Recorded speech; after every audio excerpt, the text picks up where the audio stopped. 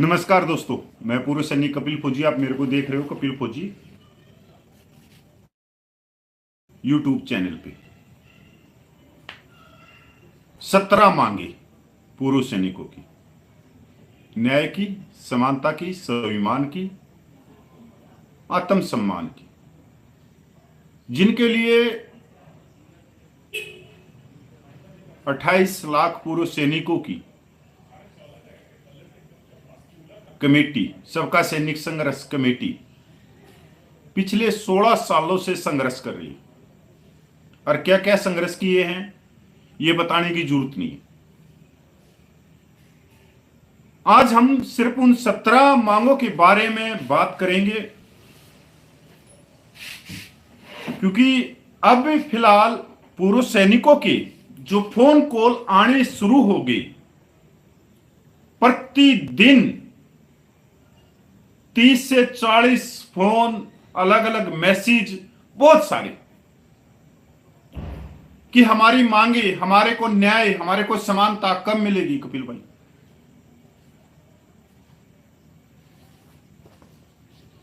आज तक क्या आपने कभी ऐसे मांग पत्र देखे थे जो भारत सरकार के पास में गए हों?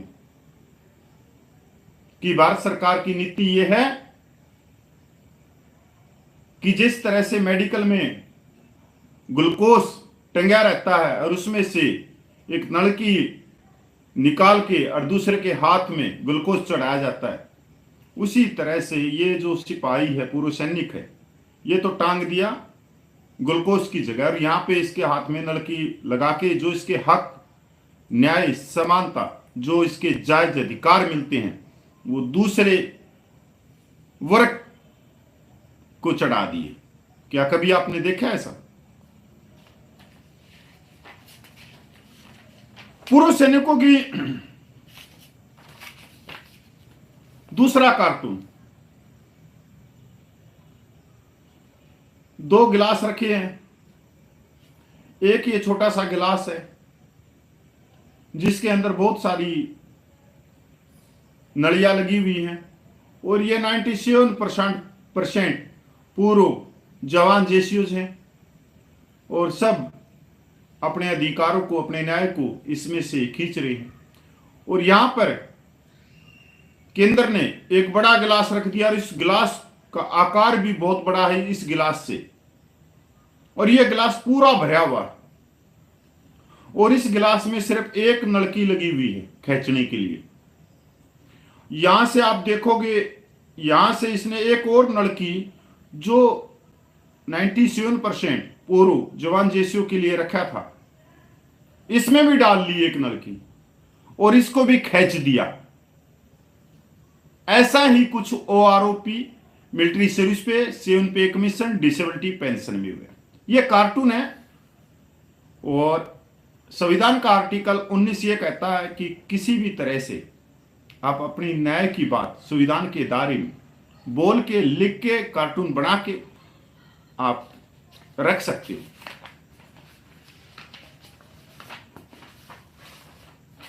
अब ये कार्टून देखो कि एक वर्ग का इतना बड़ा पेट भर दिया कि उसके नीचे 97% छुप गए, और सरकार को सबसे ज्यादा इसी पेट की चिंता रहती है। चाहे वो आरोपी की बात हो, चाहे डिसेबिलिटी पेंशन की बात हो, चाहे मिलिट्री सर्विस पे की बात हो, चाहे अन्य वेलफेयर की बात हो, चाहे कैंटीन की बात हो, चाहे ईसीएचएच की बात हो। ईसीएचएच में तो जर्नल, सेमी प्राइवेट और प्राइवेट स्पेशल वीआईपी रूम,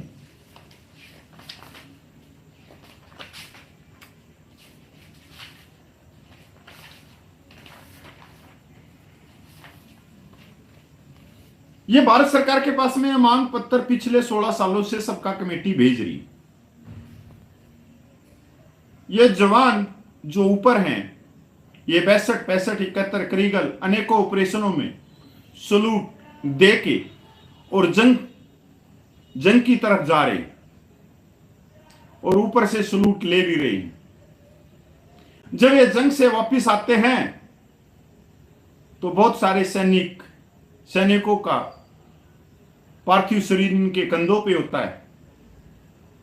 किसी का हाथ नहीं, किसी की आंख नहीं, किसी की टांग नहीं, कोई रिक्शा में आ रहा है, कुछ आ रहा है। और यहां पर जिनको मेडल मिलने थे उनको मेडल ना देके यहां पर जो हैं उनको 98% मेडल दिए गए। अगर हम गुलाम भारत की बात करें, ब्रिटिश सेना की बात करें, तो ब्रिटिश सेना ने वीरता को पुरस्कार दिया।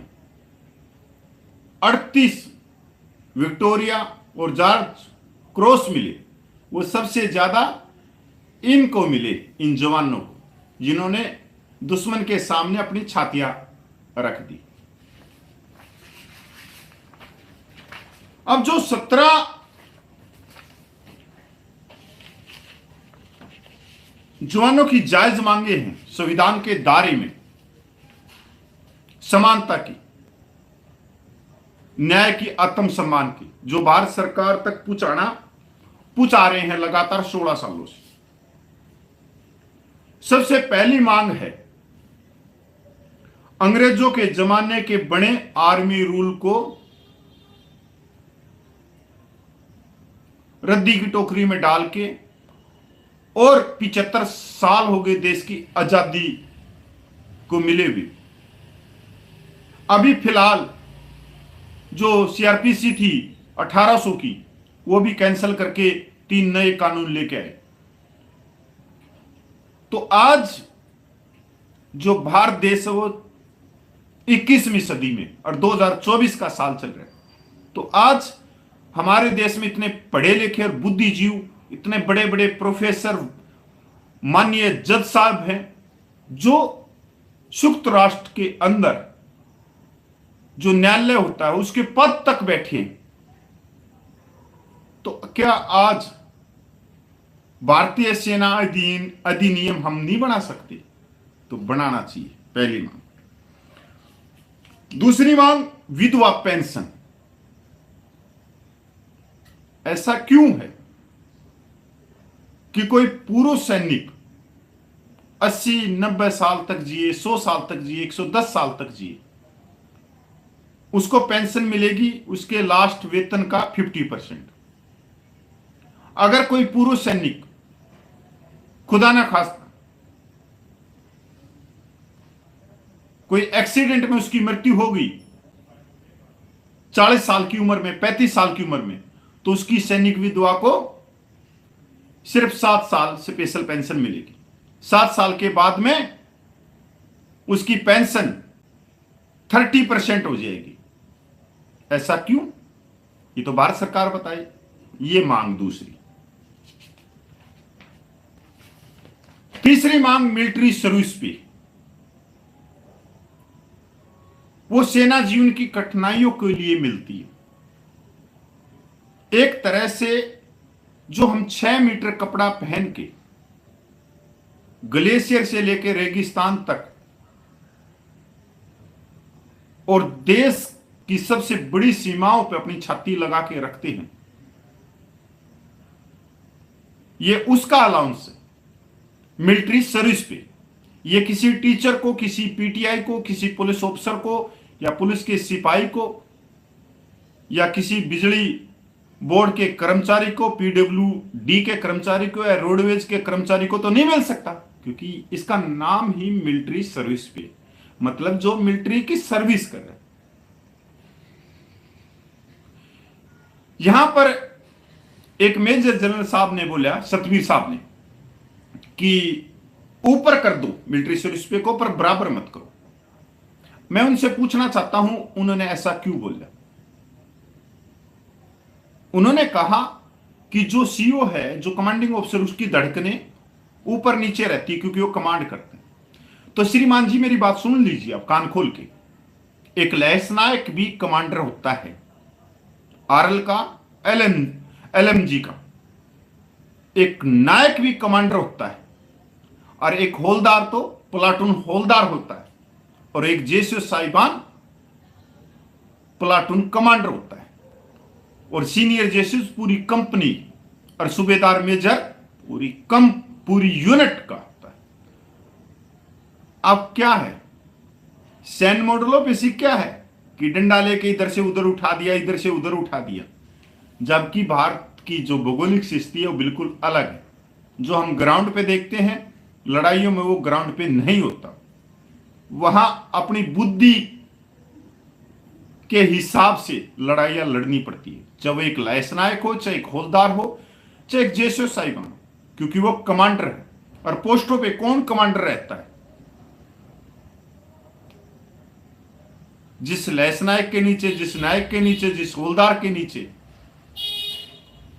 10 जवान से लेके 32 जवान तक चलते हो, क्या वो कमांडर नहीं? क्या उस लैसनायक, उस नायक और उस हौलदार, उस जेसूस की धड़कने ऊपर नीचे नहीं करती? तो मिलिट्री सर्विस पे में गैप क्यों?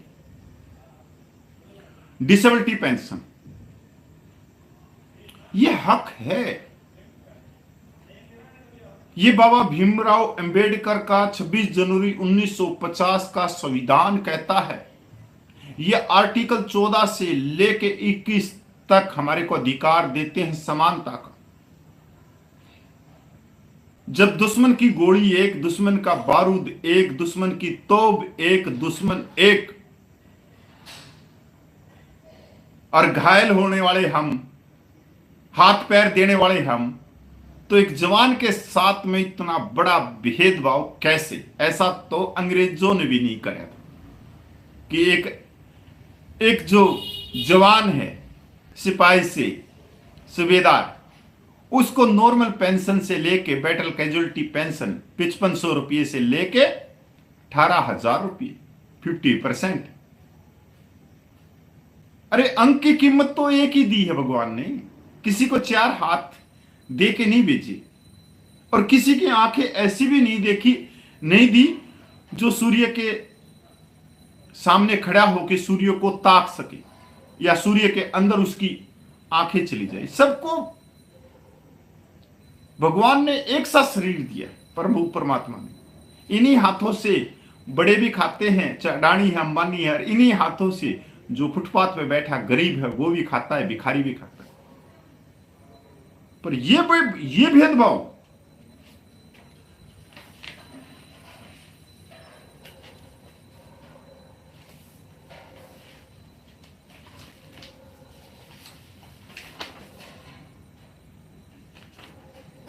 पांचवी मांग,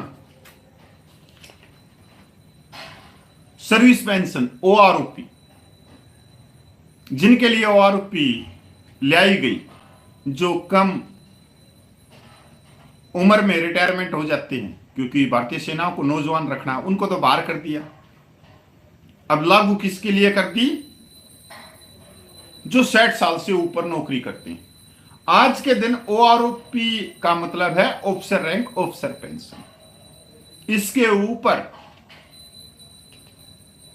जो आज तक की कमेटियां हैं 1998 के बाद में, और जो लास्ट कमेटी थी जिसके ऊपर अप्रूव किया गया कोश्यारी कमेटी को, जो हमारी मांग है 3 रिटायर्ड जजों की कमेटी, वो इसके ऊपर गहन जांच करे और न्याय दे पूर्व सैनिकों को। छठी मांग ओआरओपी, वही चीज है सर्विस पेंशन। सातवीं मांग है भ्रष्टाचार। आए दिन खबरों में आ रही है भ्रष्टाचार, कभी कैंटीन में, कभी ये पोल क्लिनिक में, कभी किसी चीज में, और आज इस हद तक हो गया है कि क्लिनिकों के सामने जो प्राइवेट मेडिकल हैं उनके जो दलाल हैं वो खड़े होने लगे कि मेरे मेडिकल में चलो, मेरे मेडिकल में चलो, मेरी मेडिकल में चलो। पोल क्लिनिक का इंचार्ज अपने क्लिनिक में कम बैठता है, प्राइवेट हॉस्पिटलों में सबसे ज्यादा धक्के खाता है। क्यों खाता है? इसके लिए जो डॉक्टर बैठे हैं वो ये कहते हैं इस फलाने मेडिकल में चला जाना, मैं आपको मोबाइल नंबर दे रहा हूं, मैंने बात कर ली है, ये कर लिया, वो कर लिया। कोरोना महामारी में अमृतसर, गुरदासपुर और तरनतारण में सबसे बड़ा भ्रष्टाचार उजागर कराया सबका सैनिक संघर्ष कमेटी के नायक हरपाल ने। जो 27 डॉक्टरों समेत एफआईआर दर्ज हुई, आज वो हाई कोर्ट में। ये सबसे बड़ा घोटाला था आज तक का। 7वां पे कमीशन,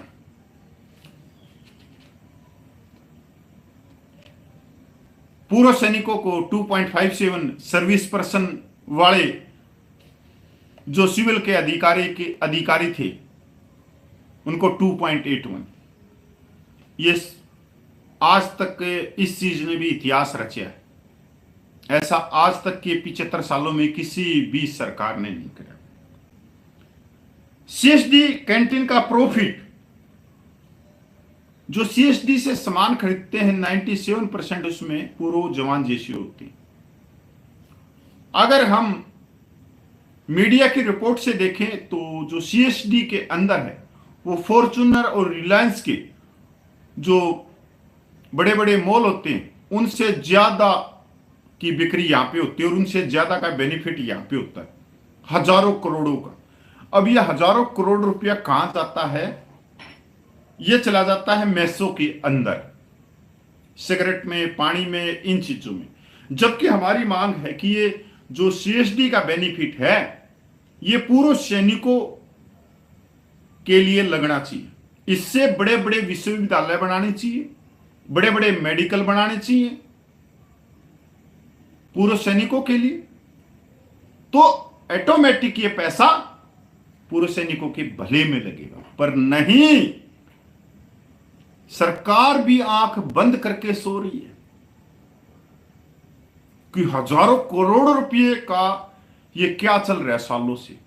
अगर मान लो पूर्व सैनिकों के लिए मेडिकल, अस्पताल या बड़े बड़े इंजीनियर कॉलेज या विश्वविद्यालय नहीं बनाने, तो कम से कम ये जो बेनिफिट आ रहा है, भारत सरकार ने ये पूरा बेनिफिट रक्षा मंत्रालय के फंड में लेना चाहिए और इससे भारतीय सेनाओं का आधुनिकीकरण करना चाहिए।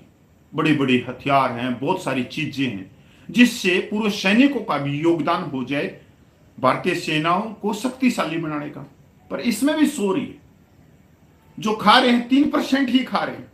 वाकई में भारत सरकार तो भारत सरकार, क्योंकि सफेद पोस्ट वाले बैठे हैं वहां पे।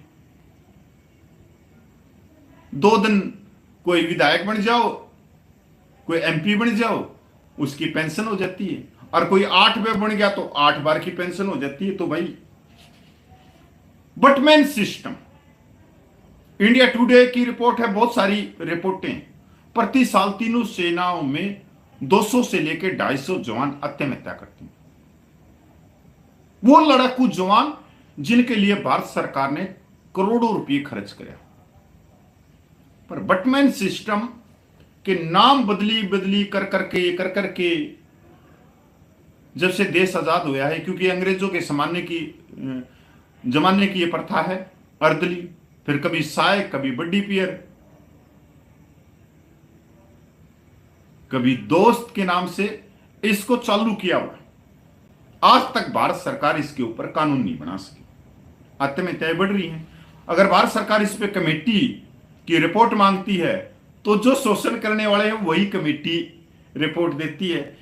और क्या रिपोर्ट देती है कि जो पूर्व सैनिक थे वो अपने घर से परेशान थे, अपनी वाइफ से परेशान थे, पता नहीं क्या क्या चीजें उसमें अड़ंगा बड़ंगा क्या क्या बना देते हैं उसके अंदर। तब भी, और वो ये जो आत्महत्याएं होती हैं, ये मैं नहीं कह रहा, ये लोकतंत्र के सबसे बड़े मंदिर राज्यसभा और अपनी लोकसभा के अंदर रक्षा मंत्री, राज्य रक्षा मंत्री रखते हैं ये प्रश्न है। तब भी 75 सालों की सरकारें सो रही।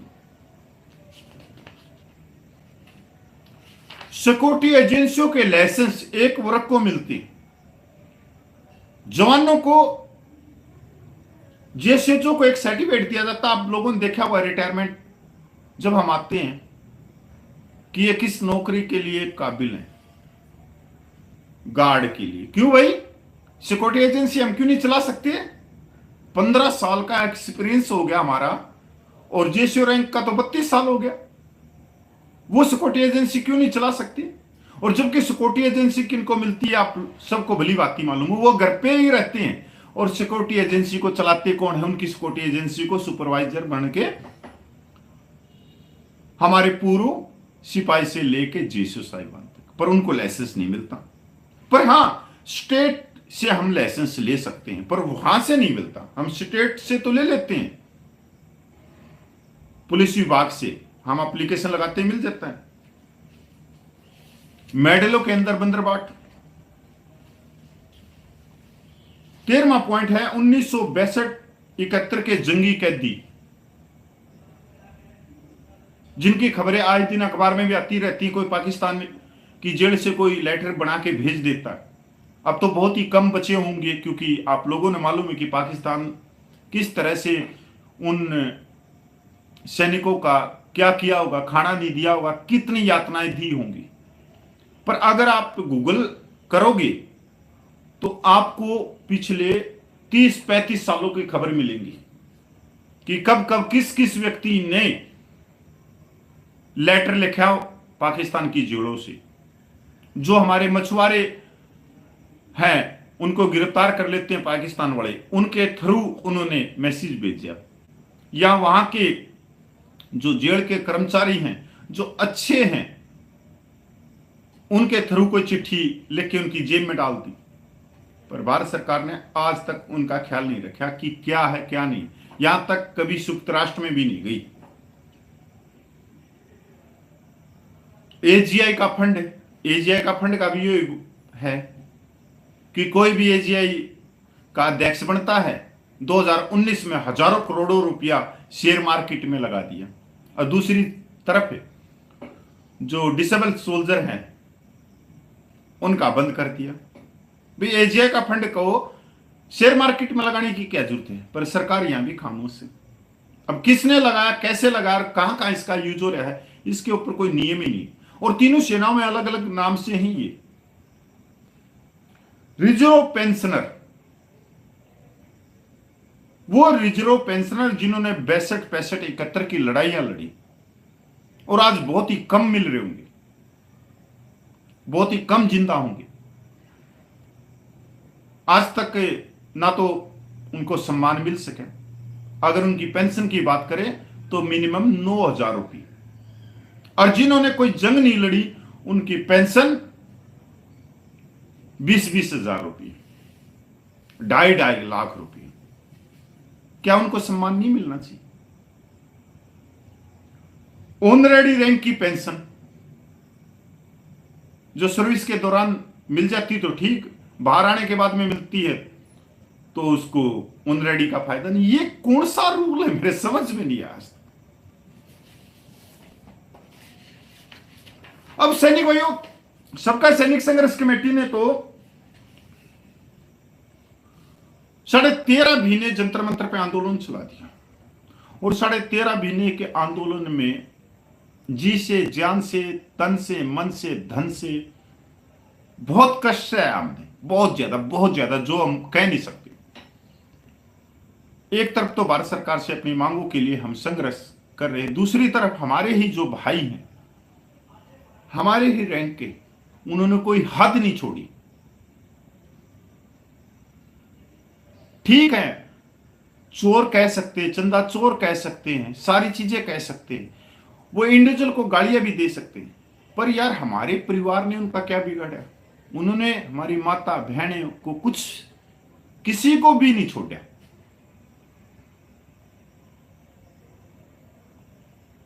क्यों? क्योंकि शिक्षा 24 इंच की साइकिल की पहले से मिली हुई थी, और रिटायरमेंट होने के बाद से भी वो 24 इंच की साइकिल से नहीं उतर पा रहे। तो आज सबसे बड़ा प्रश्न यह है सभी का कि भाई पूर्व सैनिकों की जायज मांगों के लिए पूर्व सैनिकों को आगे चलना चाहिए। देखो, सबका सैनिक संघर्ष कमेटी आंदोलन से पीछे हटी है, पर अगर कोई भी संस्था देश भर की, किसी गांव की, किसी तहसील की, किसी जिले की, किसी राज्य की बाहर आके आंदोलन करेगी तो सबका सैनिक संघर्ष कमेटी तन से, मन से, धन से उस कमेटी के साथ में रहेगी। और पिछले 2 महीने के करीब मेरे को हो जाएंगे, मैं बार बार रिक्वेस्ट कर रहा हूं, सबका सैनिक संघर्ष कमेटी के बाद में जो नेशनल लेवल की जो कमेटी है, जो पूर्व सैनिकों की जायज मांगों को कोर्ट से लेके अलग अलग तरीके से भी उठा रही है, वो है वॉइस ऑफ एक्स सर्विसमैन।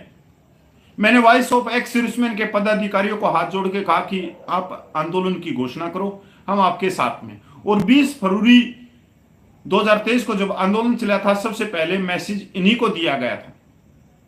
सबका सैनिक संघर्ष कमेटी 20 फरवरी का आंदोलन शुरू नहीं करना चाह रही थी, मैं आज खोल के बता दूं।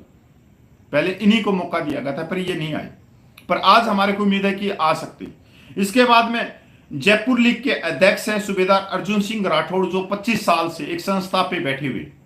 मैंने उनको भी रिक्वेस्ट करी है कि वो जयपुर लीग की अध्यक्ष के नाते वो घोषणा करे दिल्ली के अंदर जंतर मंतर पे आंदोलन करने की, रामलीला ग्राउंड में आंदोलन करने की, हम उसके भी साथ में।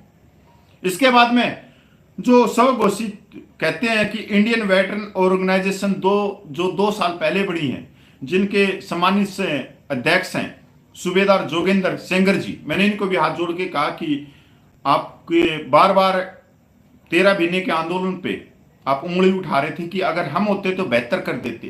तो आज आपके लिए एक सुनहरा मौका कि आप बेहतर करें, और आप पूरे देश भर में आपकी सोसाइटी है, खुद आप कहते हो, तो आज आपको बाहर आके आंदोलन की घोषणा करनी चाहिए, हम आपके साथ में।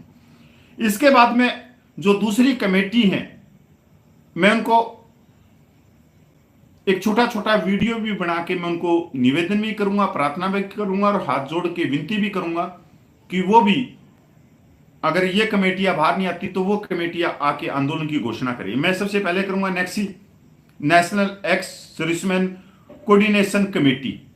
ये कई कमेटियां हो चुकी हैं, इनका रजिस्ट्रेशन अलग अलग है। ये केरला से लेके कश्मीर तक हैं और बहुत पुरानी संस्थाएं हैं, और ये रक्षा मंत्रालय में इनका रजिस्ट्रेशन है। रक्षा मंत्रालय से इनको हर मंथ इनको जो ऑफिस का खर्चा है, बिजली, पानी, कलरक, कंप्यूटर, वो सारी चीजें इनको मिलती हैं।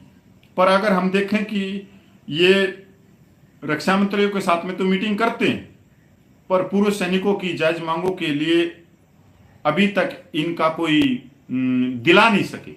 तो मैं Nexa national ex serviceman coordination committee के माननीय सदस्यों को भी कहना चाहता हूं, जितनी भी वो कमेटियां बनी हुई है, अलग अलग रजिस्ट्रेशन नंबर है, कि आपको भी निवेदन है कि आप भी घोषणा करिए जंतर मंतर पे आने के लिए, जवानों की जायज मांगों को दिलाने के लिए। दूसरी कमेटी है एडीसी, जो वकीलों की संस्था है। इसमें वकील हैं सारे के सारे, और बहुत सारे वकील आज जो आर्मर्ड ट्रिब्यूनल फोर्स, जिसको हम मिलिट्री कोर्ट कह देते हैं, उसके अंदर वो सरकारी वकील है। तो उनके लिए भी एक सुनहरा मौका है, क्योंकि वो भी 14 महीने के आंदोलन पे उंगली उठाते रहे हैं। तो आज वो भी देखें कि आंदोलन किस तरह से होता है। क्योंकि अगर हम बात करें एडीसी की, तो वो 2015 में सबका सैनिक संघर्ष कमेटी का जब जंतर मंतर पे 11 दिन का ये भूख हड़ताल चली, तो उसमें वो शामिल थे। पर बाद में पता लगा कि बहुत सारे उसमें से सदस्य सरकारी वकील बन गए, और सरकारी वकील जो बनते हैं वो सरकार की सिफारिश पे बनते हैं। और मैं एडीसी के सामान्य सदस्यों को कहना चाहता हूं कि आप आइए। हमारे जैसे हरियाणा से है, रेवाड़ी से अशोक यादव जी हैं, हमारे गुड़गांव से हैं, वो भी एडवोकेट साहब हैं, शीश राम यादव जी, वो भी एडीसी के हैं, और जंतर मंतर के आंदोलन की घोषणा करिए, हम आपके साथ में। पूर्व सैनिक अधिकार रक्षक महासंघ, पूर्व सैनिक अधिकार रक्षक महासंघ, ये हमने फेडरेशन जो बनी थी उसके अंदर इसमें से हमने एक कैशियर लिया था सैनी साहब को, और जो 13 लाख रुपये जो जंतर मंतर पे चंदा आया था, आज फिलहाल में भाई जो जयपुर के अध्यक्ष हैं अर्जुन सिंह राठौड़ की सह पे इन्हीं के पास में रखी है। तो पूर्व सैनिक अधिकार रक्षा महासंघ में भी बहुत ही वरिष्ठ हाई कोर्ट तक के वकील है, और बहुत सारे एक ग्रेड के ऑफिसर भी हैं, और पिछले दिनों उन्होंने स्थापना दिवस भी बनाया है। तो मैं इनको भी हाथ जोड़ के विनती करता हूं कि आप दिल्ली में रहने वाले हो, तो दिल्ली में रहने वाले जो पूर्व सैनिक हैं उनके लिए ज्यादा तकलीफ नहीं होगी, आप आंदोलन की घोषणा करिए। कोई बात नहीं, आप बड़े बड़े वकील साहिबान हैं, बड़े बड़े ए क्लास के ऑफिसर हैं, कम से कम कुछ महीने की छुट्टी ले लीजिए।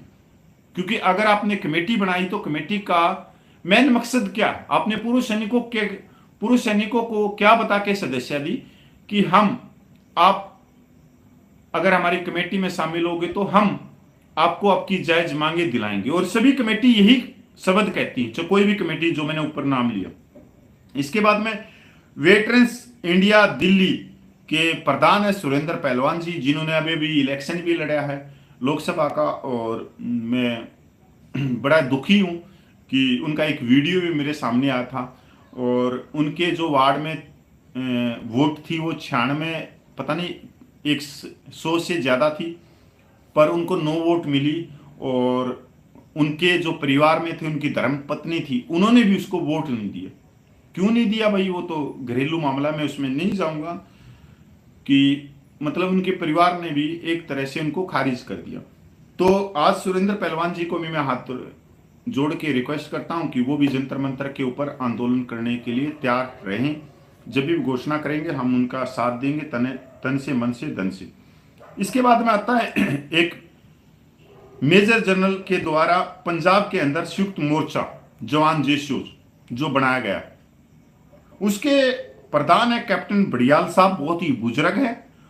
और मैंने उनको जंतर मंतर पे तो नहीं देखा आज तक, और किसी भी आंदोलन का मैंने उनको हिस्सा नहीं देखा। पर मैं कैप्टन बड़ियाल साहब वैसे फॉरेन में ज्यादा रहते हैं, पर मैं उनसे हाथ जोड़ के रिक्वेस्ट करता हूं कि व्हाट्सएप पे वो चहलकदमी ना करें।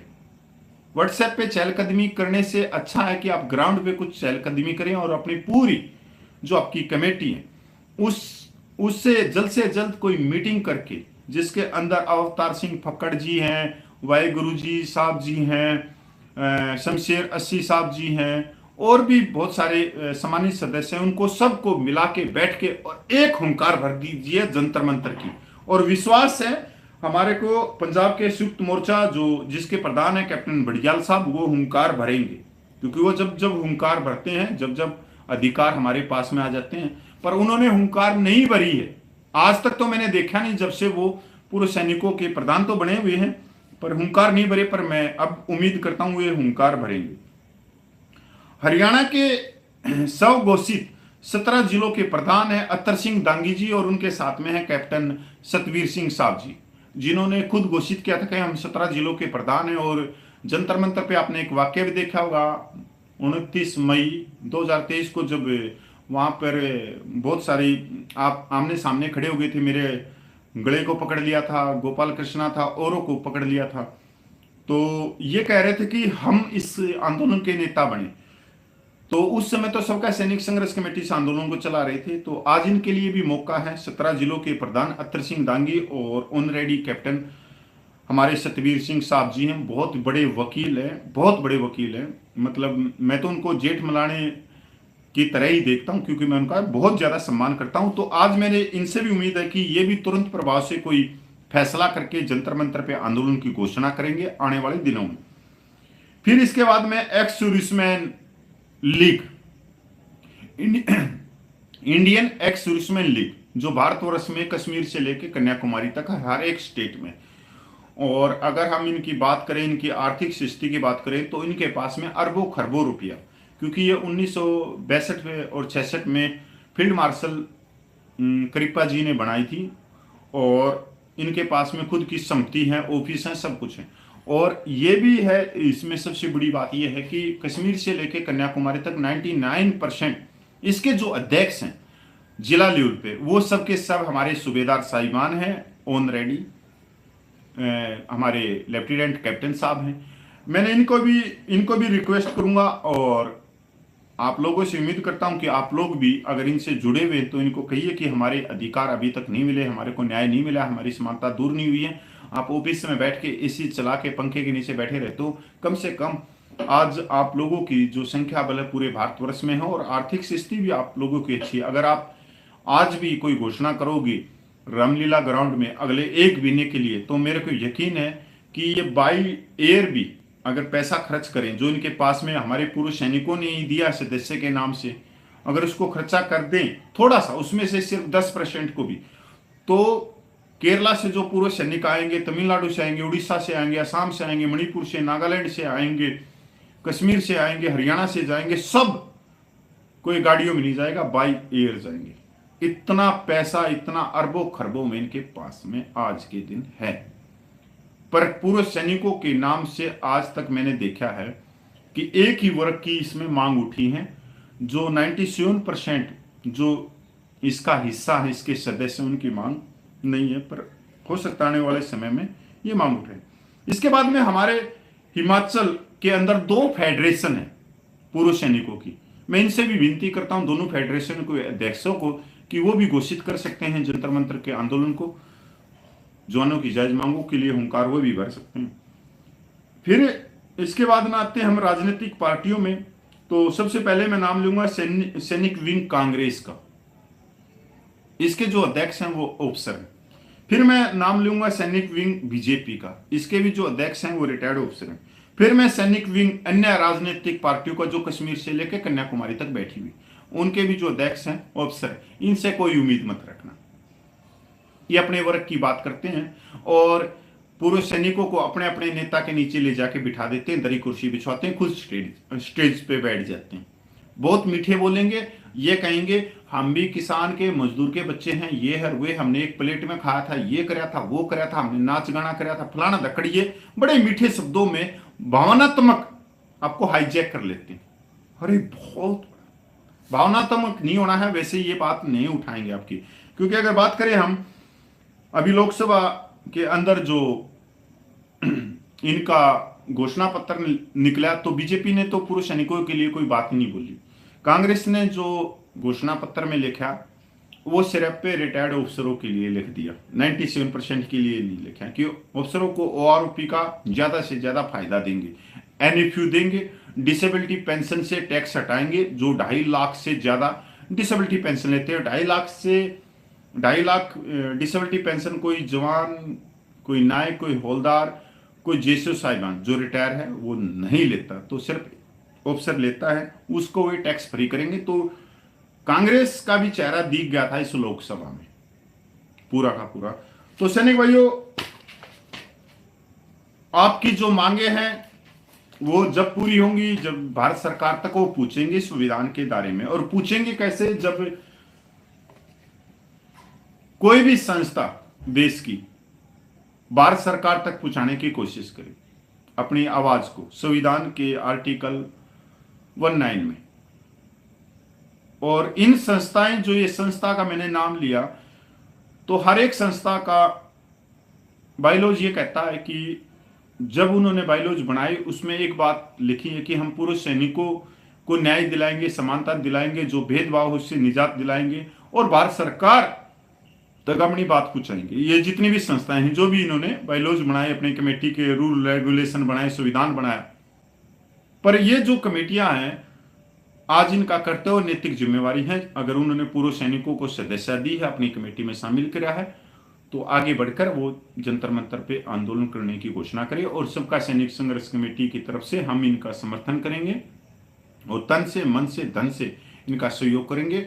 हम सबका सैनिक संघर्ष कमेटी का कोई बिल्ला नहीं लगाएंगे छाती पे, ना कोई बैनर लगाएंगे, ना कोई झंडा, ना डंडा, कुछ नहीं। नीचे आएंगे, नीचे बैठेंगे और संख्या बल आप लोगों का बढ़ाएंगे। जय हिंद, वंदे मातरम, जय भारत।